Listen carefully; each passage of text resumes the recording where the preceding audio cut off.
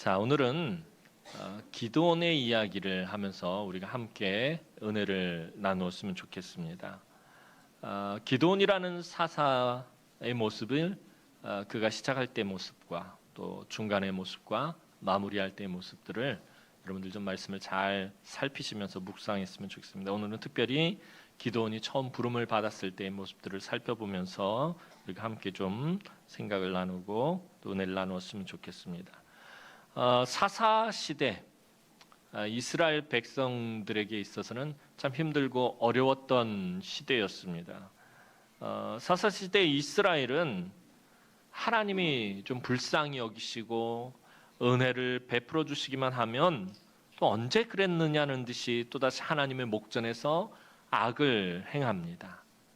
하나님이 구원의 은혜를 베풀어 주시면 또 그 구원의 은혜를 누리다가 또 다시 악을 행하고 이것이 계속해서 반복되는 그 시대가 사사 시대였습니다.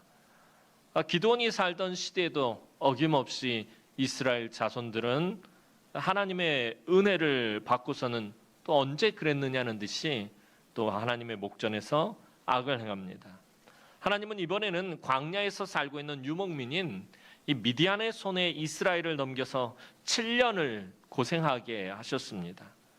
보통 다른 나라 다른 족속들은 이 이스라엘을 침략해 오면 이스라엘에 거주하면서 이스라엘을 간섭하고 수시로 계속해서 이스라엘을 통제하고 괴롭혔는데 이 미디안은 유목민족이다 보니까 이스라엘 경내로 들어와서 살지 않고 광야에서 살다가 곡식을 거둘 시기 추수할 때만 되면 메뚜기 떼처럼 몰려와서 곡식과 가축을 쌀이 몽땅 남김없이 다 약탈해 가곤 했습니다. 7년을 그렇게 이스라엘의 곡식과 가축을 약탈해 갔습니다. 이들의 약탈이 얼마나 심했는지 이스라엘 자손들이 먹을 양식도 없을 정도로 모조리 다 빼앗아가 버렸습니다. 극심한 고통이 계속되자 이스라엘은 또다시 하나님께 부르짖을 수밖에 없었습니다. 하나님은 이스라엘의 부르짖는 모습을 보시고는 불쌍히 여기시며 이제 5번째 사사이며 므낫세 지파에 속해 있던 기드온을 사사로 부르십니다.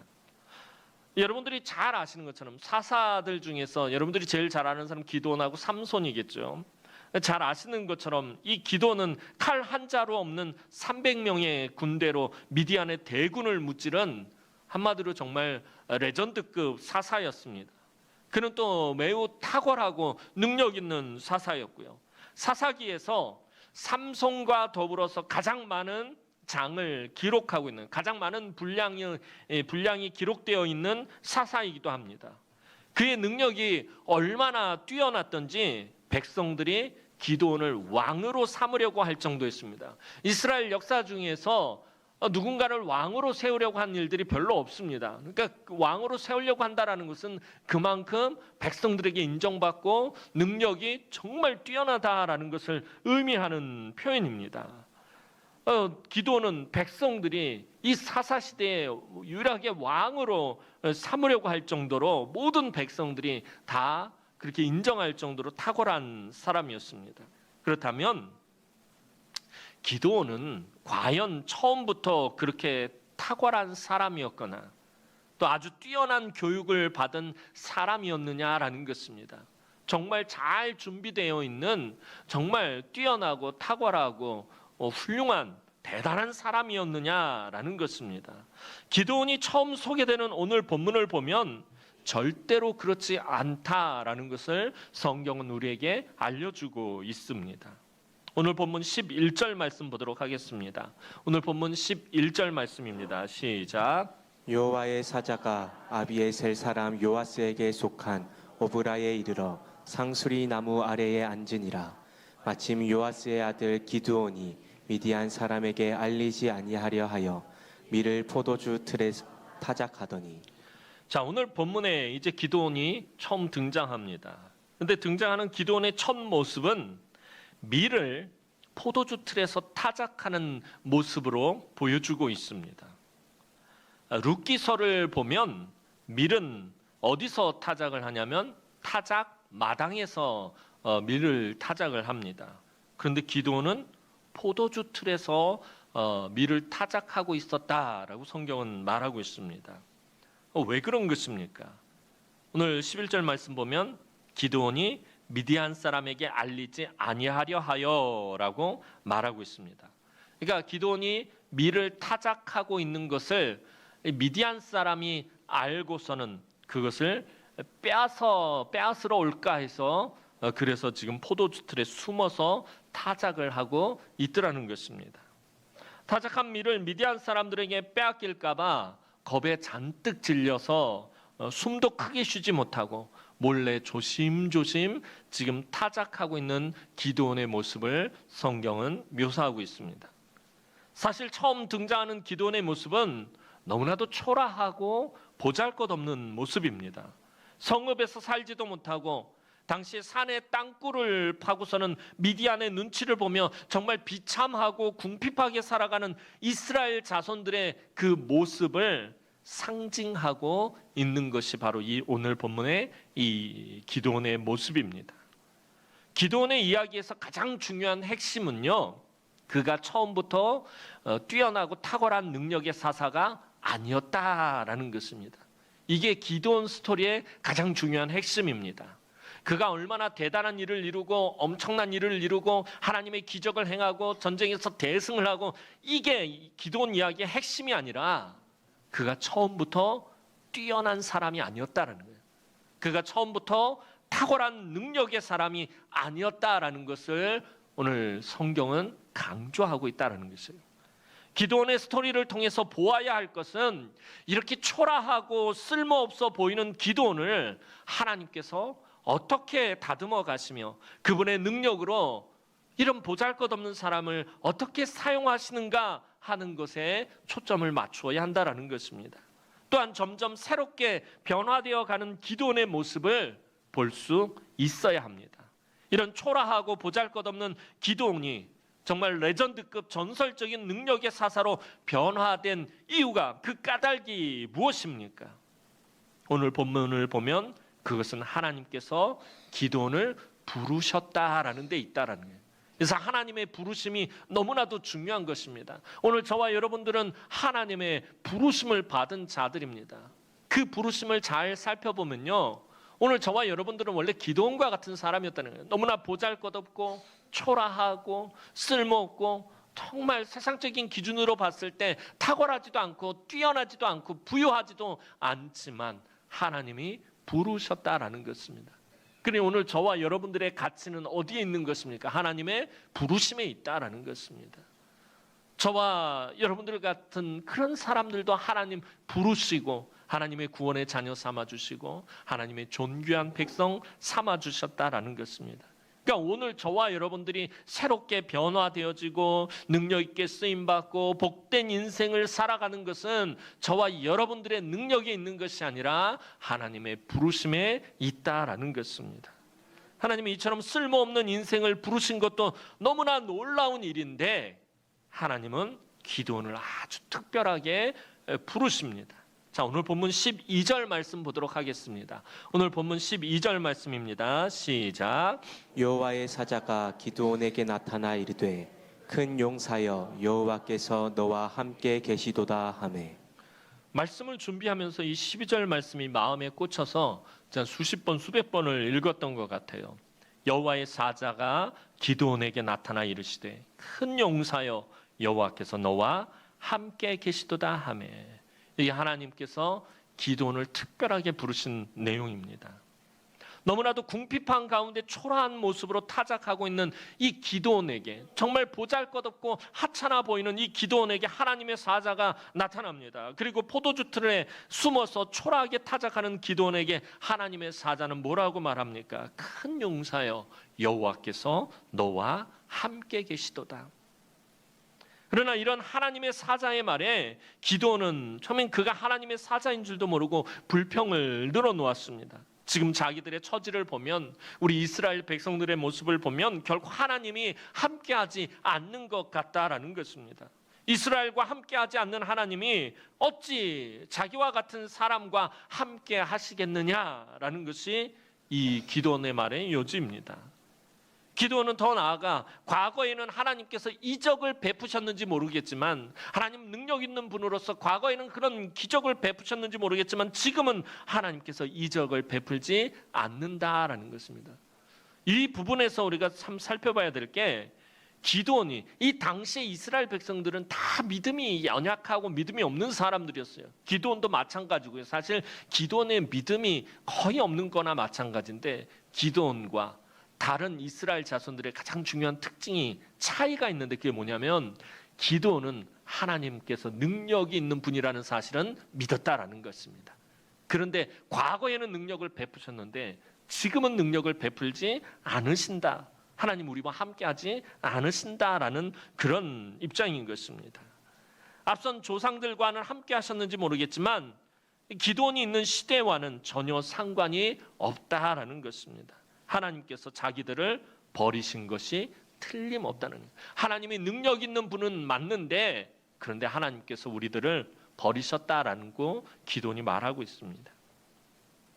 기드온이 살던 시대의 이스라엘 자손들의 문제가 뭐냐 하면, 이 당시에 하나님의 백성들이 하나님에 대한 체험이 없었다라는 거예요. 하나님의 능력에 대한 체험이 없었고, 하나님의 은혜에 대한 체험이 없었고, 하나님의 축복에 대한 체험이 없었다라는 것입니다. 하나님께서 이스라엘을 구원하셨다라는 이야기는 늘 들어왔지만 현실 속에서 그런 구원의 하나님의 모습은 보이지 않는다라고 생각하는 것입니다. 이것은 기드온의 모습을 통해 오늘 우리의 모습도 함께 보여주고 있는 것입니다. 하나님이 함께 하신다면 그리스도인들의 삶이 왜 이리 가난하고 궁핍한 것인지, 그리스도인들이 왜 실패를 경험해야 하는 것인지, 성도들이 왜 이렇게 병에 걸리고 고통스럽고 힘겹게 살아야 하는지 기드온처럼 수많은 생각을 저와 여러분들도 하게 된다는 것입니다. 사실 우리는 기드온처럼 질문은 많은데 아무런 행동도 하지 못하고 눈치만 보고 있는 영적으로 너무나도 초라한 자가 되어버릴 때가 많습니다. 그런데 너무나도 놀라운 것은 하나님이 이런 기드온을, 이런 저와 여러분들을 뭐라고 부르시냐면 큰 용사라고 부르신다라는 것입니다. 미디안 사람들에게 들키지 않으려고 숨죽여가며 포도주 틀에서 정말 조심조심 이 밀을 타작하고 있는 너무나도 옹색한 모습은 사실 큰 용사라고 부를 수 없어요. 큰 용사의 모습이 아닙니다. 영어 성경을 보니까 이 큰 용사라는 말을 마이티 워리어라고 번역을 했는데, 이 말은 정말 힘세고 강력한 전사라는 뜻입니다. 그런데 지금 기드온의 모습, 그 어디에도 이런 모습은 찾아볼 수가 없다는 거예요. 힘이 세고 강력한 전사의, 용사의 모습은 찾아볼 수 없다라는 것입니다. 그런데 하나님은 그런 기드온을 향해서 큰 용사라고 부르고 계신다라는 것입니다. 즉 하나님이 바라보시는 관점과 사람이 바라보는 관점이 너무나도 다르다라는 것입니다. 사람은 현실에 드러나는 모습, 겉에 보이는 모습만 바라보지만 하나님은 그렇지 않다라는 거예요. 하나님의 관점은 과거와 현재와 미래를 꿰뚫어서 모든 것을 다 보신다라는 것입니다.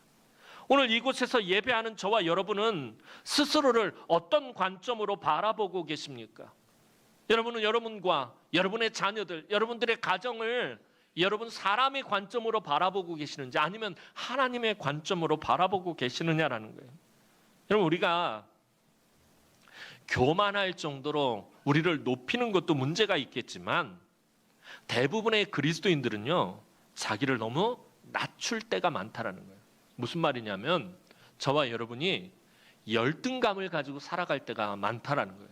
다른 사람과 비교하고, 다른 교회와 비교하고, 다른 상황들과 비교하면서 우리 스스로를 깎아내리고 굉장히 열등감을 가지고 살아갈 때가 많다라는 거예요. 겸손한 것이 아니에요. 우리가 하나님 앞에서 우리를 스스로를 낮추는 그런 겸손함이 아니라 초라하고 열등하고 실패한 패배주의에 빠져있는 그런 모습으로 우리 스스로를 바라볼 때가 많다라는 것입니다. 또한 이 세상이 우리를 바라보는 관점이 그러합니다. 예수 믿고 예수 믿으면 복을 받고 기쁨이 넘친다고 하면서 너는 왜 그렇게 가난하게 사냐? 너는 왜 큰 병에 걸려서 병약하게 살고 있느냐? 왜 예수 믿는 너의 자녀들은 왜 잘된 삶을 살지 못하느냐? 너는 왜 그렇게 삶이 초라하냐? 왜 성공하는 인생을 살아가지 못하느냐라는 소리를 이웃이나 친척이나 직장 동료에게 들으면 우리의 삶이 너무나도 위축되고 포도주 틀 속에서 눈치만 보는 너무나 열등감에 빠져있는 기돈과 같은 나의 모습을 발견하게 된다라는 것입니다. 그런 우리에게 하나님은 아주 큰 치료약을 처방하십니다. 그것은 큰 용사여 여호와께서 너와 함께 계시도다라는 말씀인 것입니다. 세상의 눈에 보이지 않는 이것을 볼 수 있어야 우리가 진정한 하나님의 사람으로 회복되기 시작한다라는 것입니다. 저와 여러분들 또 우리의 자녀들, 우리 교회 삶의 모든 형편과 처지와 상황들을 바라볼 때 세상의 눈과 사람의 관점이 아니라 하나님의 관점과 하나님의 말씀으로 바라볼 수 있어야 우리가 하나님의 사람으로 회복되어지게 된다라는 거예요. 큰 용사여 여호와께서 너와 함께 계시도다. 여러분, 이 시간에 우리 앞뒤 좌우에 있는 분들에게 이렇게 좀 선포했으면 좋겠습니다. 우리 저를 따라하시기 바랍니다. 주변에 계신 장로님들을 향해서 여호와의 사자가 장로님에게 나타나 이르되 큰 용사여 여호와께서 너와 함께 계시도다. 자, 주변의 권사님들을 향해서요. 여호와의 사자가 권사님에게 나타나 이르되 큰 용사여 여호와께서 너와 함께 계시도다. 자, 이번에는 집사님들을 향해서요. 여호와의 사자가 집사님에게 나타나 이르되 큰 용사여 여호와께서 너와 함께 계시도다. 자, 마지막으로 우리 청년들을 향해서요. 여호와의 사자가 청년들에게 나타나 이르되 큰 용사여 여호와께서 너와 함께 계시도다. 아멘이십니까? 주무시는 분이 계셔서 좀 해봤습니다. 잠이 깨어나시죠? 여러분, 지금 비록 옆에 있는 사람의 목소리로 듣는 것이지만 하나님께서 그 사람을 통해서 말씀하시는 하나님의 음성으로 믿으시기 바랍니다. 오늘 우리 성도들이 장로님에게, 권사님에게, 집사님에게 사람의 음성으로 말했지만 여호와의 사자가 너에게 나타나 이르되 큰 용사여 여호와께서 너와 함께 계시도다. 그것이 하나님의 음성인 줄로 믿으시기 바랍니다. 하나님이 이스라엘을 돕지 않으셨다는 기드온의 불평에 이제 하나님은 이렇게 말씀하십니다. 14절 말씀 보도록 하겠습니다. 14절 말씀입니다. 시작. 여호와께서 그를 향하여 이르시되 너는 가서 이 너의 힘으로 이스라엘을 미디안의 손에서 구원하라. 내가 너를 보낸 것이 아니냐 하시니라. 하나님께서 기적을 행하시지도 않고 하나님이 함께 하시지도 않으신다라는 기드온의 말에 하나님 뭐라고 말씀하시냐면 가라. 너는 가라라고 말씀하셔요. 이 말씀은 지금의 처지와 형편과 상황을 따지지 말고 가라는 것입니다. 하나님이 보내신다는 믿음을 가지고 나아가라는 것입니다. 믿음을 가지고 나아가면 하나님이 나와 함께 하시고 하나님께서 나를 큰 용사와 같이 사용하신다는 그 믿음을 가지고 나아가면 하나님께서 결국에 큰 용사로 만드시고 하나님께서 보내신 목적대로 사용하신다라는 것입니다. 이것은 하나님께서 지금 무책임하게 기드온을 보내시는 것이 아니라 기드온은 준비된 사람도 능력이 넘치는 사람도 탁월한 사람도 아니지만 하나님의 명령에 믿음으로 순종하고 나아가면 이스라엘을 구원할 수 있다라는 것입니다. 오늘 저와 여러분들도 마찬가지고요. 저와 여러분들이 준비된 사람들이 아닐 수도 있고요. 능력이 많은 사람도 아닐 수도 있고요. 여러 가지 참 부족한 사람들이지만 하나님의 명령에, 하나님의 말씀에 믿음으로 순종하고 나아가면 지금 우리가 처해 있는 삶의 여러 가지 힘들고 어려운 상황들을 타개하고 해결하고 나아갈 수 있다라는 것입니다. 오늘 우리가 삶에 대해 불평하고 다른 사람을 원망하고 교회를 비판하고 지적하지만 하나님의 가라는 음성에는 사실 더디 움직일 때가 많다라는 것입니다. 하나님께서 불평하던 기드온에게 가서 이스라엘을 미디안의 손에서 구원하라고 말씀하시자 기드온은 어떤 모습을 보여줍니까? 큰 용사와는 전혀 관련이 없는 대비되는 모습으로 또 나옵니다. 기드온은 갑자기 핑계를 대며 주저합니다. 하나님은 너는 큰 용사다, 내가 너와 함께한다라고 말씀하셨는데 기드온은 핑계를 대며 주저합니다. 자기는 므낫세 지파 중에서도 가장 약하고 아비의 집에서도 제일 약한 자라는 것입니다. 15절 말씀 보도록 하겠습니다. 오늘 본문 15절 말씀입니다. 시작. 그러나 기드온이 그에게 대답하되 오 주여, 내가 무엇으로 이스라엘을 구원하리이까? 보소서, 나의 집은 므낫세 중에 극히 약하고 나는 내 아버지 집에서 가장 작은 자니이다 하니. 하나님의 말씀이 우리에게 들려질 때, 선포되어질 때 우리가 처하는 제일 첫 번째 문제는 뭐냐면 현실의 벽에 부딪힌다는 거예요. 우리는 말씀을 듣자마자 현실을 바라보게 됩니다. 기드온은 가라라는 하나님의 명령을 듣자 겁이 덜컥 났습니다.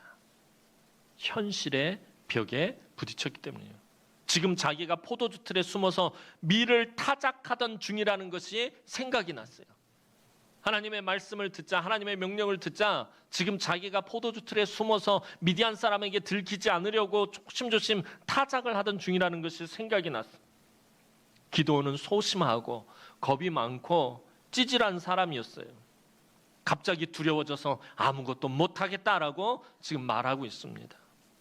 이런 사람이 어떻게 전설적인 사사가 되었는지 사실 도무지 이해가 되지 않는 모습입니다. 그러나 하나님께서는 오래 참으시며 기드온에게 또다시 권고하십니다. 16절 말씀 보겠습니다. 오늘 본문 16절 말씀입니다. 시작. 여호와께서 그에게 이르시되 내가 반드시 너와 함께 하리니 내가 미디안 사람 치기를 한 사람을 치듯 하리라 하시니라. 메뚜기 떼와 같이 무수히 많은 아주 강한 대적 미디안에게서 이스라엘을 구원해내라라고 말씀하시며 하나님께서 기드온에게 주신 것이 무엇이냐는 거예요. 하나님이 저와 여러분들을 어딘가로 보내시거나 무언가를 사명을 주시거나 하나님께서 저와 여러분들을 통해서 일하시려고 할 때는 하나님 그냥 하시잖아요. 반드시 뭔가를 주셔요. 우리로 빈손으로 일하게 하지 않으신다는 거예요. 반드시 뭔가를 주셔요. 오늘 기드온에게도 마찬가지예요. 하나님께서 기드온에게 주신 건 네가 메뚜기와 같이 많은 저 미디안 대적을 한 사람 치다 할 것이다. 하나님께서 기드온에 주신 것이 무엇입니까? 하늘에 천군 천사를 붙여주신 것 아니에요. 하늘에 불말과 불병거를 보내주신 것도 아니에요. 무시무시한 불의 검을 주신 것도 아닙니다. 하나님께서 기드온에 주신 것은 단지 너와 반드시 함께 하겠다라는 약속이었다는 거예요. 오늘 저와 여러분들도 마찬가지고요. 하나님은 항상 무엇을 주시냐면 약속을 주신다라는 거예요. 겉으로 볼 때는 사실 참 답답합니다. 왜냐하면 이 약속이라는 것이 이 현실의 삶에서 무슨 힘과 도움이 되겠느냐라는 것입니다. 실제로 일을 하는데 도움이 되는 어떤 현실적인 조치는 하나도 하지 않고, 어떻게 보면 그렇잖아요. 지금 기드온이 처해 있는 현실에서 가장 현실적인 조치를 취해주는 것, 그게 더 기드온에게 도움이 될 법한데 그렇지는 않고 내가 너와 함께 하겠다라고 말씀하시는 것이 기드온에게 무슨 소용이 있겠느냐라는 것입니다. 지금 두려워서 겁이 덜컥 나서 떨고 있고 아무것도 하지 못하겠다라고 말하고 있는 이 기드온에게 이런 약속이 무슨 소용이 있겠느냐라는 것입니다. 그러나 이스라엘의 역사를 보면 하나님의 약속은 엄청난 능력이 있음을 알게 된다라는 것입니다. 하나님은 그 선택한 자와 약속하시는 분이십니다. 하나님은 누군가를 선택하실 때, 저와 여러분들을 선택하실 때 선택하시며 반드시 약속하시는 분이시다라는 것입니다. 그리고 그 약속을 지키시기를 기뻐하시는 분이시다라는 거예요. 여러분, 우리의 믿음의 조상 창세기에서 하나님은 아브라함에게 아들과 땅을 주시겠다라고 약속하시고 그 약속을 반드시 지키시겠다고 피의 맹세까지 하셔요. 하나님은 아브라함을 처음 선택하시고 부르신 다음에 계속해서 아브라함에게 약속하시는 분이십니다. 내가 너를 복의 근원으로 삼겠다. 천하 만민이 너로 인해서 복을 받게 될 것이다. 내가 이 가나안 일경을 너에게 그리고 너와 자손에게 줄 것이다. 너에게 아들을 줄 것이다. 너에게 약속의 후사를 줄 것이다. 하나님은 끊임없이 아브라함과 약속하셨다라는 것입니다. 그리고 그 약속 과정에서 하나님은 아브라함과 심지어 피의 맹세까지 하시는데요. 약속을 지키지 않으면 하나님 당신께서 형벌을 받는 한이 있어도 반드시 지키겠다라고까지 말씀하십니다. 그래서 오늘 기도원에게 하신 이 약속이 가지는 의미는요, 무슨 일이 있어도 하나님께서 지키시겠다라는 것입니다. 하나님은 약속하시면 반드시 지키시는 분이에요. 여러분, 이 사실을 우리가 잘 믿지 못하는 것은 왜냐하면 저와 여러분들은 살아가면서 무언가 약속한 것들을 잘 지키지 못하기 때문에 그래요. 그렇잖아요. 저와 여러분들은 삶 가운데서 약속한 것들을 100% 완벽하게 잘 지키지 못해요. 그러니 누군가 뭔가 약속하면은 그것에 대해서 전적인 믿음을 잘 가지지 못해요. 그러니 하나님께서 약속하신 것에 대해서 사실 우리가 믿음을 잘 갖지 못해요. 그러나 하나님은 우리와 전혀 다르시다라는 거예요. 성경의 역사를 통해서 하나님은 약속하신 일을 반드시 무슨 일이 있어도 지키신다라는 것입니다. 그러니 오늘 기도원에게 약속하신 것 그냥 공수표를 남발하신 것 아니다라는 거예요. 그냥 공허한 음성을 들려주신 건 아니다라는 것입니다. 하나님은 아브라함에게도 이삭에게도 야곱에게도 요셉에게도 모세에게도 여호수아에게도 분명히 함께 하시겠다라고 하시며 반드시 약속을 지키셨고 놀라운 역사를 이루셨다라는 것입니다. 기드온은 자신의 배경과 자기의 연약함을 들어서 자기는 할 수 없다라고 대답합니다. 그러나 이런 것이 하나님께는 아무런 문제가 되지 않는다라는 거예요. 오늘 저와 여러분들의 삶의 형편과 처지와 상황과 오늘 저와 여러분들의 그 초라한 모습들이 하나님 앞에는 아무런 문제가 되지 않는다라는 것입니다. 기드온이 연약하다고 해서 함께 하시는 하나님이 연약한 것이 아니기 때문입니다. 기드온이 준비되어 있지 않다고 해서 함께 하시는 하나님도 준비가 안 된 것이 아닙니다.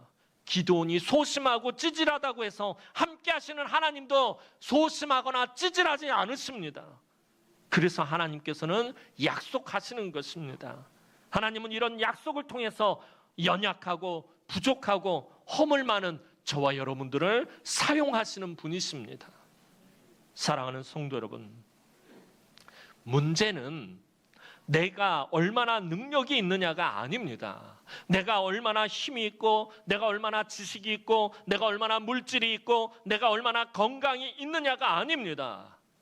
내가 너와 반드시 함께 하리라 라는 하나님의 약속의 말씀을 내가 얼마나 믿음으로 붙잡고 있느냐라는 것입니다.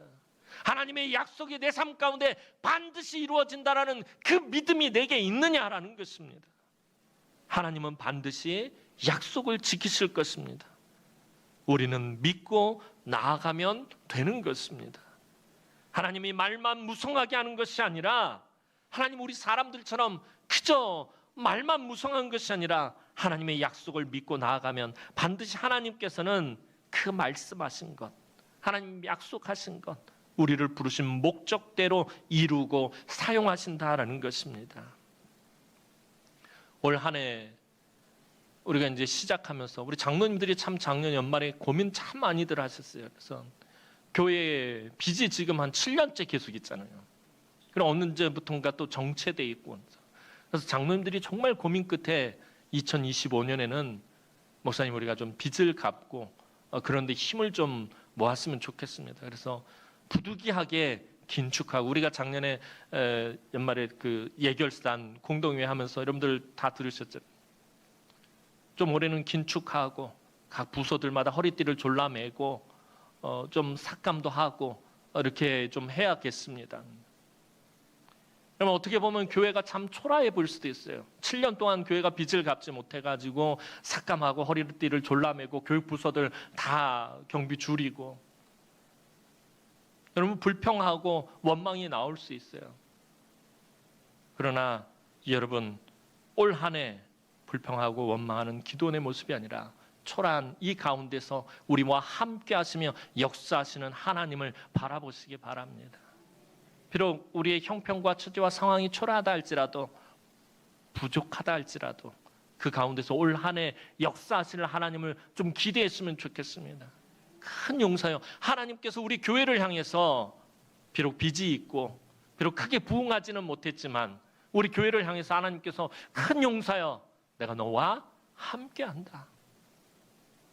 이 힘들고 어려운 상황 속에서 우리와 함께 하시는 하나님, 우리를 용사로 만들어 가시는 하나님, 삶의 문제들을 해결하고 고치시고 부흥케 하시는 하나님을 올해 좀 저와 여러분들이 체험했으면 좋겠습니다.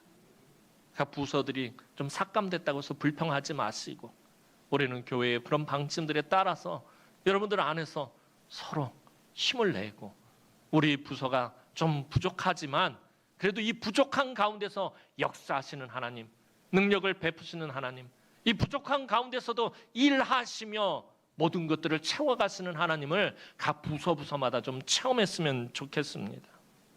오늘 기도원을 부르신 목적은 처음부터 큰 용사가 아니었던 기도원을 통해서 이스라엘을 미디안의 손에서 구원하신다라는 것입니다. 저와 여러분들이 넉넉하고 좋은 환경과 좋은 형편과 좋은 처지에서 뭔가 한다면 못할 것이 무엇이 있겠습니까? 세상 사람들도 하는 것입니다. 그러나 기도원이 처해 있는 그런 형편과 상황 속에서 일하시는 하나님, 역사하시는 하나님, 함께 하시는 하나님, 그 하나님을 통해서 올 한 해 정말 귀하게 쓰임받는 저와 여러분들이 되었으면 좋겠습니다. 오늘 하나님께서 저와 여러분을 부르신 목적이 있습니다. 그 목적을 이루시기까지 하나님은 반드시 저와 여러분들과 함께 하실 것입니다. 하나님이 함께 하시면 건강도 물질도 재능도 문제가 되지 않습니다. 중요한 것은 하나님이 함께 하시느냐 하는 것입니다. 오늘 하나님이 예배하는 여러분들과 함께 하시는 줄로 믿으시기 바랍니다. 그 하나님의 약속을 믿음으로 붙잡고 여러분들 예배하시기 바랍니다. 여러분과 여러분의 자녀를 향해서 하나님의 시각으로 바라보시며, 아까 우리 장로님, 권사님, 집사님들에게 말씀하셨던 것처럼 여러분 스스로를, 여러분 아침마다 세수하시면서 거울을 쳐다볼 때마다, 또 여러분들의 자녀들을 바라볼 때마다 하나님의 시각으로 큰 용사여 하나님이 너와 함께 계시도다라고 선포하시기 바랍니다. 여러분 아침에 세수 막 하시면서 거울 보면서 아유 사과같이 이쁜 내 얼굴 그러지 마시고, 어저께 점심에 저한테 호박을 먹이시는 바람에 제가 그냥 호박 같은 내 얼굴하고 노래를 했었는데, 거울을 바라보시면서 큰 용사여라고 여러분 선포하시기 바랍니다. 여러분들을 향해서 하나님이 너와 함께 계시도다. 여러분들의 자녀들을 향해서 큰 용사여 하나님이 너와 함께 계시도다 선포하시기 바랍니다. 주일학교에서도 마찬가지, 우리 유치부, 유년부, 초등부, 중등부, 고등부, 우리 청년부 그 아이들, 그 청년들을 향해서 바라보시면서 선생님들이 큰 용사여 하나님이 너와 함께 계시도다라고 선포하시기 바랍니다. 하나님께서 반드시 응답하실 것입니다. 놀라운 구원의 역사를 이루어 가실 것입니다. 여러분의 근심과 걱정과 염려와 어려운 문제들을 하나님 해결해 주실 것입니다. 교회와 가정과 일터를 회복시켜 주실 것입니다. 연약한 육신을 치료해 주실 것입니다. 삶의 은혜와 능력과 축복을 쏟아부어 주실 것입니다. 올 2025년 하나님의 약속하신 말씀대로, 하나님의 부르신 목적대로 그리스도의 좋은 병사로 귀하고 능력 있게 쓰임받는 우리 남흥의 모든 성도들이 되기를 주님의 이름으로 축원합니다. 기도드리겠습니다. 참 좋으신 하나님, 은혜와 사랑을 진심으로 감사를 드립니다. 하나님, 오늘도 사랑하는 주의 귀한 성도들이 하나님 함께 하심을 믿으며 오늘도 예배의 자리로 나왔습니다. 하나님, 우리의 삶의 형편과 처지와 상황 누구보다도 하나님 잘 아시지 않습니까? 우리 교회의 형편과 처지와 상황도 하나님 아시지 않습니까? 기도원과 같은 우리의 모습들, 기도원과 같은 우리의 형편들, 기도원과 같은 우리 교회의 모습들 하나님 바라보시며 책망하지 아니하시고 큰 용사여 내가 너와 함께하도다라고 말씀하신 것처럼 올 한 해 하나님, 우리 성도들과 우리 성도들의 자녀들과 우리 성도들의 삶의 지경과 하나님 이 교회 가운데 하나님 함께 하시며 큰 용사로 쓰임 받을 수 있도록 하나님 강하게 역사하여 주옵소서. 하나님 약속하신 말씀대로 하나님 부르신 목적대로 그리스도의 좋은 병사로 귀하게 쓰임 받는 올 한 해 되게 하여 주옵소서. 감사를 드렸고 예수님의 이름으로 기도하옵나이다. 아멘.